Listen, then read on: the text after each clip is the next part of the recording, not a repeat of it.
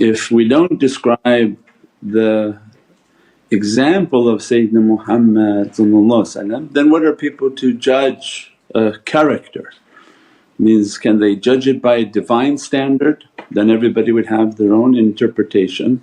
And so awliya come to perfect our faith and say, no, judge it by creation and the best of creation, because everybody would give an example, oh God wants this from us but who are we can't accomplish it. And they make up things in other faiths based on what they believe God's standard is. And for tariqah in Islam, but especially for tariqah who upholds the realities of Islam, the golden standard is Sayyidina Muhammad, and that we don't deviate and leave from that way. And that what we call the sunnah and the way of Sayyidina Muhammad, it keeps us straight. So that we know the golden standard and the standard in which Allah wants from His servants, so that Allah will be happy and to dress the servant, is the way that Prophet brought for us. As a reality and as a result is a mercy. That when we follow the way of Prophet the example, the love and the character, it dresses us with a mercy from Allah and gives to us our standard. Not what you say and I say and she say and they say, but what was the way of Sayyidina Muhammad and try our best to emulate that way of rahmah and mercy.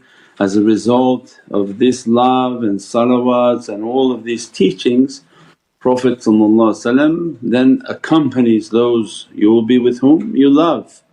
So the best of those to love is the reality of the Prophet of Islam, the Prophet of Allah, that when we love his way, love his character and send our salawats and make our example about that perfection, then our companionship through this gate of Ramadan is the light and the love of Sayyidina Muhammad.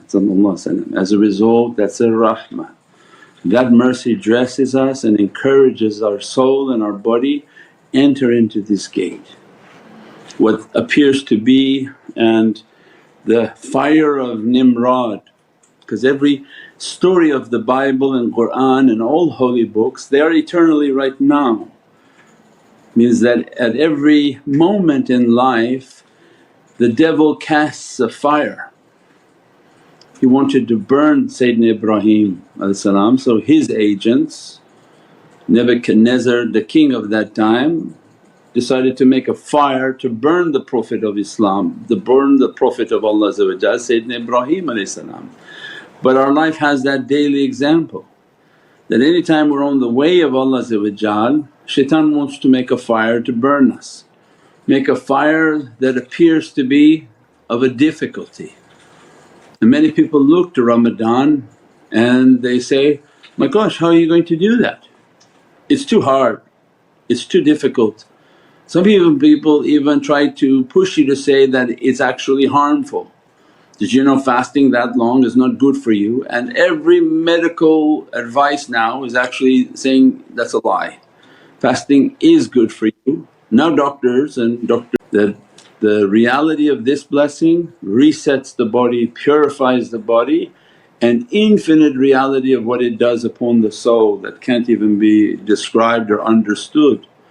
So means then everything in our life is about shaitan making a fire for us, and it's merely an appearance of fire because he has no ability to make that fire. Shaitan has no ability to punish people, they punish themselves.